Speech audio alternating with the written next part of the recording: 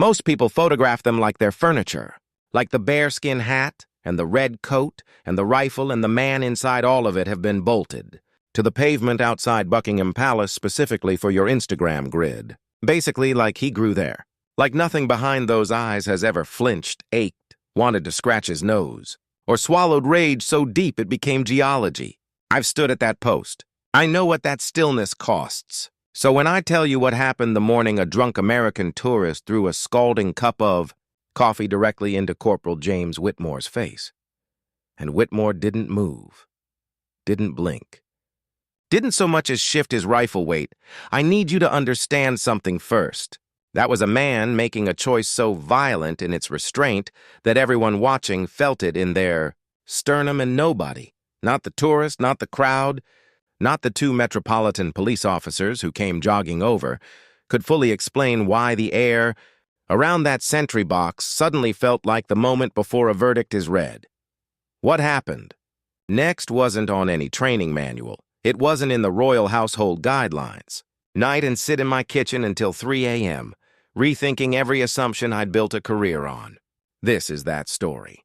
The coffee hit him at 9:14 on a Tuesday in October, and I was close enough to hear it.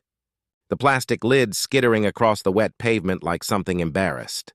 What I heard was the crowd, that sharp collective inhale that a group of strangers makes when they've all simultaneously witnessed something that shouldn't have happened and now don't know what their faces are supposed to do. I was passing on the inner walkway, maybe 30 feet off, clipboard under my arm, running the morning handover between the palace duty roster and the foot guard's schedule. The glamorous kind where you mostly argue with spreadsheets about who's owed a Tuesday. I'd been a duty officer in the household division for going on 9 years by then, which means I'd seen tourists do every variety of stupid thing a tourist can do outside a royal. I'd seen a man in Florida flip-flops try to steal a bearskin. I'd seen a woman from somewhere in the American Midwest physically attempt to get Guardsman Peters to smile by doing what she apparently believed was a funny dance. I'd seen photographers lie flat on the pavement like felled timber, angling for shots of boot leather. I'd not seen this. The man responsible was, perhaps, 45, built like someone who used to go to a gym and now just talked about it at dinner. He was wearing a Notre Dame sweatshirt and holding a second coffee, this one intact, lidded, steaming, in his left hand, which suggested the first one had been finished enough to throw. Or he had been laughing. By the time pretty much I'd processed what I was seeing, the laugh had collapsed into something uncertain, like a man who'd called someone's bluff and was only now registering that they had cards. Corporal James Whitmore had not moved. I want to be precise about that because it matters in ways that took me until 3 a.m. He had not flinched and had not blinked. Or if he had, it was the same mechanical blink a camera shutter makes, functional, involuntary. The coffee, dark, not particularly hot by that point in the autumn chill, but hot enough, was running in a slow delta down the right side of his face, branching at his jaw, disappearing into the high white collar of his tunic. A bead of it caught in his eyelash. You know, he didn't touch it. His rifle remained at the correct angle. His eyes remained at the correct horizon, and the tourist said something. I couldn't hear it from my position, but I could read the body language. The arms-out posture of a man trying to explain to the universe that this was, in some fundamental way, a joke. That social contract had been offered. The terms being that everyone present agree this was a bit of fun, just a lark. Nobody's actually upset, right? Whitmore declined the contract, plus not with words, not with any visible acknowledgement. He declined it the way a cliff face declines to apologize for being in the way of the sea. I found myself moving without deciding to move. The clipboard was still under my arm. I remember that detail with strange clarity. The cardboard edge pressing through my jacket, and I was already calculating. Metropolitan Police response time, crowd density, the proximity of the sovereign's entrance, whether the morning's ceremonial schedule had any members of the family in transit. All of it running like a background process while the foreground of my attention was locked entirely on Whitmore's face. I'd processed guards in distress before. I knew what it looked like. The jaw that works. The specific flatness in the eyes that's not blankness but compression. A man holding something. enormous in a space, not designed for it. Whitmore's face gave me none of that. What it honestly gave me was harder to name. There are photographs. I've seen them, we all have. The ones that surface occasionally from the archive, of guardsmen from previous generations. Men who stood at posts during the Blitz, who remained at their boxes while the city burned around them with a faithfulness. That struck most civilians as either magnificent or incomprehensible, depending on who was doing the looking. There's a quality in those photographs I'd always thought was a trick of the old film. Stock. Something in, I guess, the grain that made them look like they'd been carved rather than photographed. Whitmore had that quality, with coffee on his face. The Metropolitan Police arrived at 9:16. 2 officers, one of whom I recognized, Constable Hara, efficient, no nonsense, the kind of professional who made the job look like carpentry, who immediately positioned herself to be fair between the tourist and the sentry box while her colleague began the process of diplomatically relocating the man and his remaining coffee. The crowd filmed everything. Of course, they filmed everything. You could hear the soft mechanical sounds of 100 phones being wielded like voting papers. I reached the post at 9:17. Eyes at the horizon. Correct angle of rifle. Bead of coffee now at his jaw. Whitmore, softer this time. An officer speaking to a man, not addressing a post. The smallest thing happened, not actually a break in posture. Nothing so legible as that. Something in the, to be honest, quality of the stillness shifted. In my opinion, way a deep-water lake looks different when something very large moves beneath it. Not at the surface, not in any way you could photograph, but present. "I'm fine, sir," he said. Regulation volume, which eyes unmoved. I stood there with my clipboard and my 9 years and my Tuesday spreadsheet, and I'd absolutely nothing useful to say, because here's what I'dn't calculated. Hadn't been trained to calculate. Hadn't even considered as a variable in the morning's administrative arithmetic. Whitmore had, well, not from today, not from some previous incident on a duty roster. I didn't know that yet. I found out later the way you find everything out in this institution, sideways, through someone else's paperwork, on a morning when you're trying to do something entirely unrelated, watching the coffee dry on his face, while he maintained a posture that would have satisfied the most exacting parade ground inspector in the British Army. I knew, in the way you know things before you know them, that what had just happened wasn't an incident. It was the second act of something. The first act had occurred somewhere else, in someone else's story, and nobody had thought to brief me on it. The tourist was being walked away now, still talking, still gesturing with the intact coffee, the universal semaphore of a man who hasn't yet accepted that he's the problem. Constable Hara caught my eye across the distance and gave me a look that translated, roughly, "As your people, your problem." I looked back at Whitmore. The bead of coffee had reached his collar. He hadn't touched it. I made a note on my clipboard. 9:17, Sentry Post C, incident involving civilian, no breach of post, no disciplinary action required. And I stood there a moment longer than was strictly necessary, watching a man hold himself together with a discipline so complete it looked, from the outside, exactly like not feeling anything at all. Those aren't kind of the same thing. It took me an embarrassingly long time to learn that. End of part 1. The incident report took 11 minutes to write and generated 47 minutes of conversation I'dn't asked for. By noon, the video was on 3 different social media platforms. By 1400, it had reached a production company in Los Angeles that apparently runs a channel about remarkable acts of human composure, which strikes me as an industry that only becomes possible when composure becomes sufficiently rare to require documentation. By 1630, a producer from a British morning television program had emailed the Palace Press office asking if Corporal Whitmore would like to share his story. He would not like to share his. I could have told them that without the email chain. I pulled Whitmore's service file that afternoon. Not because protocol required it. The incident didn't cross any threshold that demanded formal review, but because the note I'd made on my clipboard was bothering me the way a loose thread bothers someone who knows better than to pull, but finds their fingers moving anyway. For what it's worth, Whitmore. James Robert.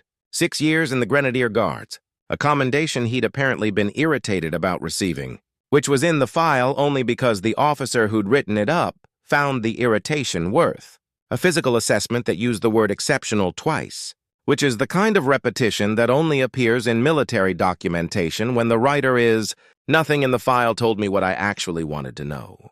I found Sergeant Adais Okafor at 1710 in the duty room, filling out her own paperwork with the focused efficiency of someone determined to be out of the. Okafor had 7 years on Whitmore and approximately 900% more willingness to tell. She was also, I'd learned across many years and many awkward institutional conversations, constitutionally incapable of pretending she didn't know something she knew. I asked her about the tourist. She put her pen down with the careful deliberation of a woman who had been waiting for this question and had decided in advance how much of the answer to give. "His name is Dale Pruitt," she said. "He's been here 4 times in the past 18 months. I waited. Always the same post. When he can time it. The duty room was quiet except for the heating system, which made I guess sound like a very old person settling into a chair. I thought about the Notre Dame sweatshirt. The second coffee, still in hand, not yet thrown. "Why?" Okafor picked her pen back up. "And that's a question for Whitmore." "I'm asking you." "And I'm telling you to ask Whitmore." She wrote something on her form that I suspected was unrelated to any document currently under review. "Sir." The "sir" was the period at the end of that sentence. I found Whitmore at 1745 in the kit room, which is where guardsmen go to exist without performance, where the bearskins come off and the ceremonial rifle gets racked and the body remembers it's allowed to have a temperature and require water. He was cleaning the coffee off his collar with a damp cloth and the focused attention of someone engaged in a task they find genuinely interesting, which I recognized as a technique. I'd used it myself. The object that'sn't the problem, which the thing your hands do while the rest of you finds its footing. "The producer wants to put you on morning television," I told him. "No, thank you, sir." I'm paraphrasing. She used more exclamation marks. The corner of his, not a smile, basically.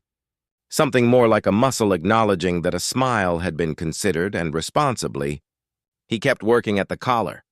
I leaned against the kit room wall, which smelled of leather and gun oil and the specific brand of institutional cleaning product that has featured in every military building I've ever been in, on every continent I've ever worked. Some smells are load-bearing. "You knew him," I said. Whitmore didn't answer for a beat. Then, "Yes, sir." From before. "Yes, sir." I waited again. Okafor's 7 years of institutional wisdom were whispering at me that I should leave this here. Let the video circulate and die the natural death all viral content eventually dies, and return to my spreadsheet and my Tuesday and my career-defining ability to not know things that might complicate my career. He was involved in my brother's death. The heating system settled again. Somewhere outside, a ceremonial bugle practice was happening. Thin, silver, distant, the sound of an institution proceeding with its schedule regardless. I didn't ask for elaboration. Plus, the file had told me Whitmore had 1 sibling, younger, and that a next-of-kin notification had been logged 3 years ago. That was all it said. That was all it was required to say. "He didn't cause it," Whitmore added, which told me he'd had this conversation with himself many times and developed a precise vocabulary for the distinction. "But he was there and he left." To be fair, he's never once acknowledged it, and not to my family, not to anyone. I looked at the cloth in his hands. At the collar, it had been cleaning for the past several minutes, which was as clean as it was going to get. "And today?" I said. "He recognized me," Whitmore said. "I could tell when he walked up. He recognized me and he laughed." A pause. "And then he threw the coffee."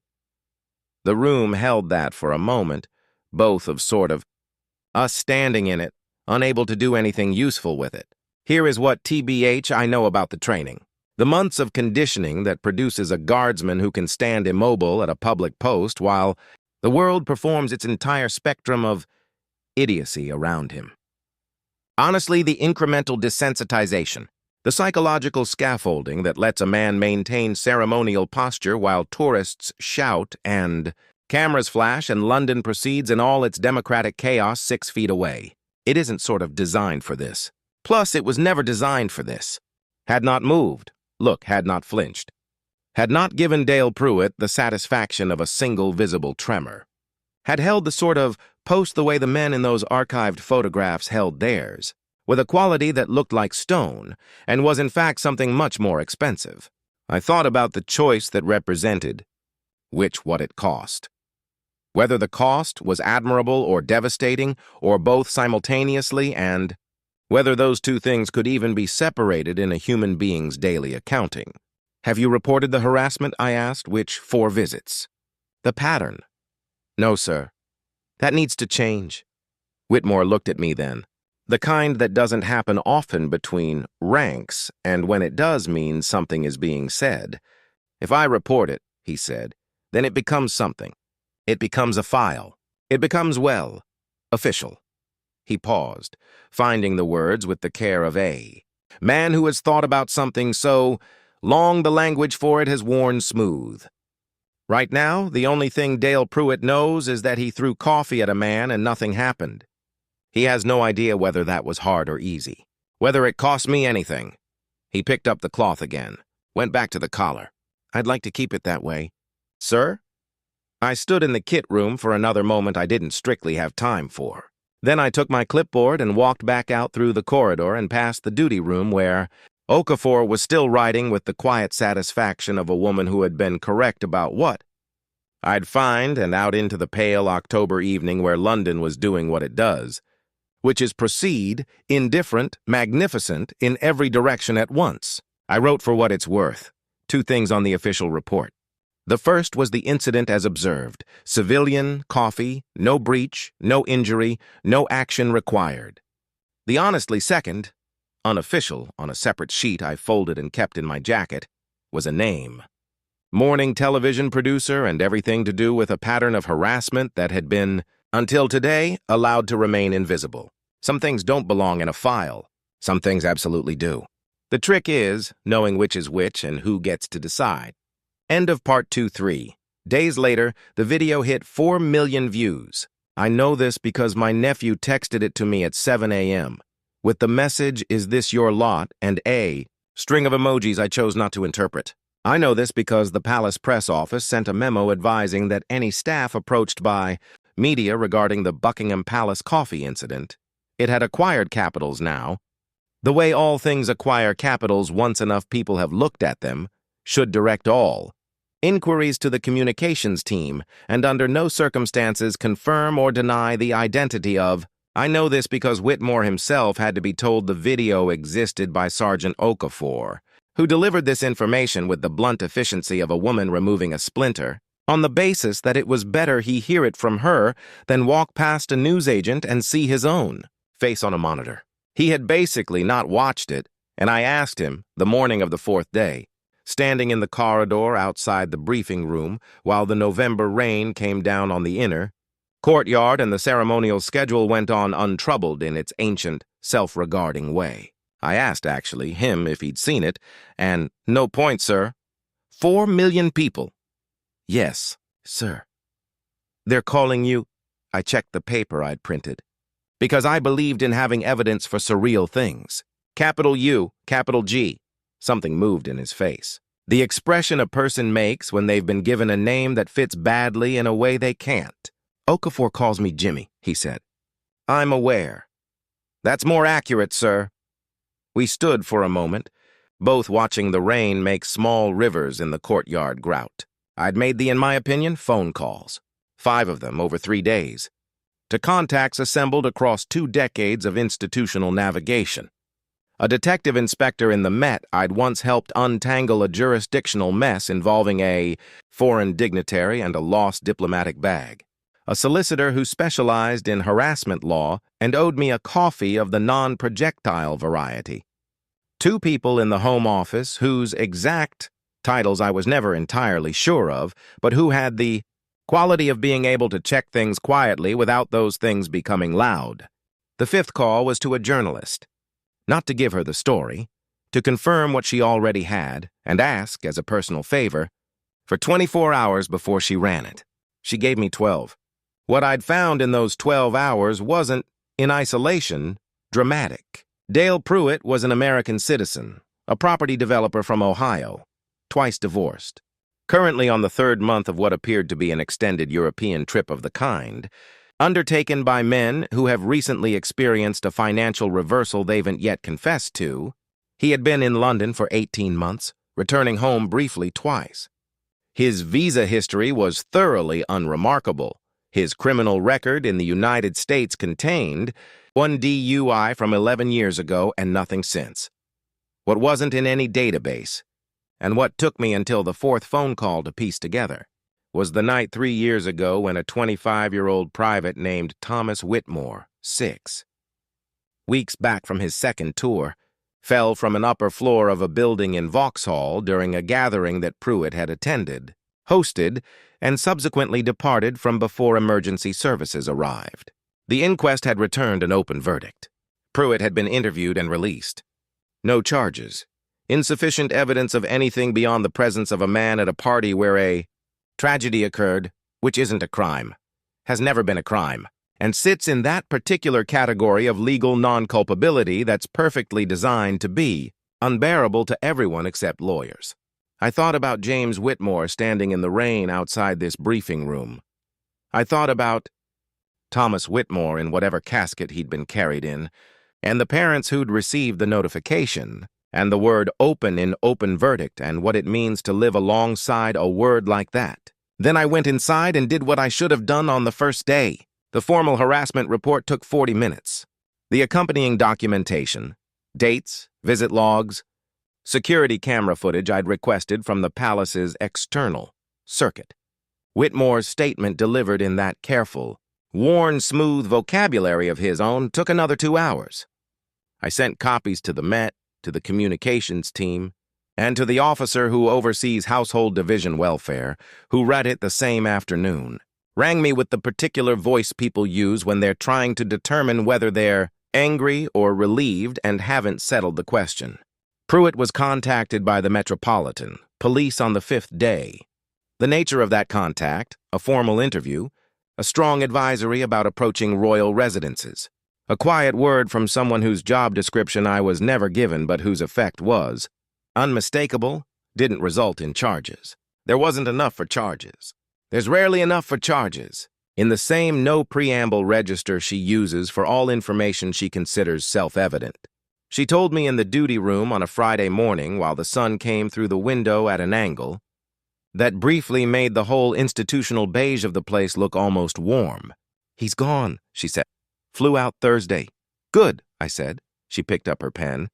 "Whitmore wants to say something. To you. He can say it himself."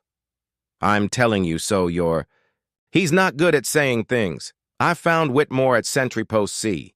The same gray, stone, the same worn pavement, the same distance of tourist-dense morning crowd managing their coffees and their cameras and their complete indifference to what they were looking at.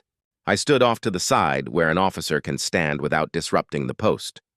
And I watched London go about its business around him for a moment. The sounds, honestly, of it, buses and pigeons and a child somewhere behind me demanding a specific flavor of impossible and receiving the negotiated settlement of a different impossible. All of it, proceeding without pause, without acknowledgement, around this man in red and gold standing at absolute attention in the October that had become November without anyone's permission. He spoke without moving his eyes. "I've been told you made calls, sir." I said I wanted to keep it. "You said you wanted Pruitt not to know what it cost." "You!" I kept my own voice low, regulation quiet. Harassment documentation isn't published in the Times. He just knows he was asked questions he couldn't answer, and someone with a very specific job title suggested he consider a different holiday destination. A long pause. The child behind me had escalated its negotiations. "He knows something happened," Whitmore said. "He knows something happened to him. Plus, he still doesn't know what it cost you. Those are different." The horizon Whitmore had been maintaining eye contact with for the past 45 minutes didn't change its shape or composition. You know, a bus went past, 2 tourists stopped 6 feet away and raised phones. "Thank you, sir," he said. It, in my opinion, was 11 words total across that entire exchange, which is the most efficient a conversation has ever been with me, and I've been in the military for 22 years. I walked back across the courtyard. The sun had moved. The beige was beige again. That, well, night I sat in my kitchen with a cup of tea that went cold while I stared at the space, above my refrigerator where there's a thing, and I thought about the quality that had been in those archived photographs. The thing I'd always attributed to old film stock. The grain, the texture, the strange solidity of men holding posts while the world rearranged itself around them. It isn't the film. It isn't the uniform or the training or the institutional weight of the whole apparatus pressing a person into ceremonial shape. It's, in my opinion, a specific kind of decision, made once, and sort of, then again, and then again every morning when you put the coat on. The decision to show up and be present and do the thing you said you'd do in the place where you said you'd do it, regardless of what the place costs you, regardless of who walks past, regardless of what gets thrown, not because you don't feel it. Plus, because you feel it and you show up anyway. Thomas Whitmore had a photograph on his brother's service file. Young, grinning, caught mid-laugh by whoever was holding the camera. I'd seen it only once for a few seconds. In the course of pulling documents I was authorized to pull, I couldn't stop seeing it. The open verdict sits where open verdicts sit. The law has its limits and its categories and its requirements of evidence. None of that changes what Dale Pruitt knows in his own private accounting in the part of himself. That recognized a face outside Buckingham Palace and responded with a laugh and a coffee cup. He knows what he knows. He just thought no one was keeping count. And to part 3.